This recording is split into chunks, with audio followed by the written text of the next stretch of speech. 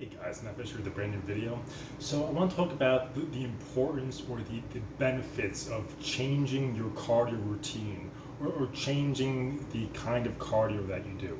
When we talk about like muscle building and strength training, it's pretty well known you have to change up what you're doing or at least change some of the variables. With cardiovascular training slash fat loss, it's not talked about as much. It's still talked about, but not really as much. So I want to kind of go into the science and why there are benefits to changing what you do. Okay, so the first thing you have to realize is our bodies are adaptable. They are going to adapt to different things to make the task easier. For example, if I start doing yoga, now I'm doing all these stretches and being put in all these positions, it's going to be tough. My body over time will become more flexible to help me maintain those positions or reach those positions. If I'm doing strength training, so I'm benching and I'm struggling with the weight I'm doing, my muscles will adapt to become bigger and stronger to help with that task. When we do aerobic exercise or just cardio, it forces the body to use energy, and that's a great thing. If we really struggle at the task, that's actually a really good thing because it forces our body to use more energy.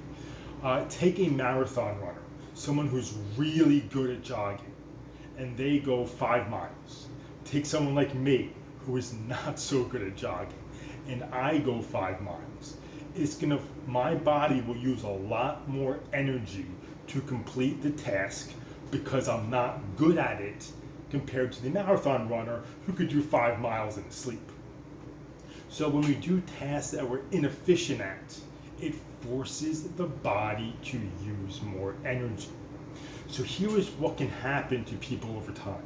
Let's say, someone starts a fitness routine and every morning they're going to get up and they're going to jog 5 miles. The first time they do it, man, they struggle. They're walking half the time. It takes them, we'll say, an hour and a half. The rest of the day, their heart's beating. It was tough.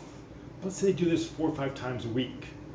Over the next couple months, that 5 miles, they do it quicker and quicker and quicker because they're better at it.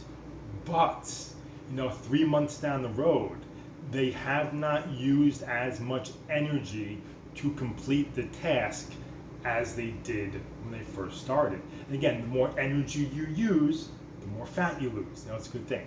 So what can we do to combat this? Well, you can change the duration or the intensity.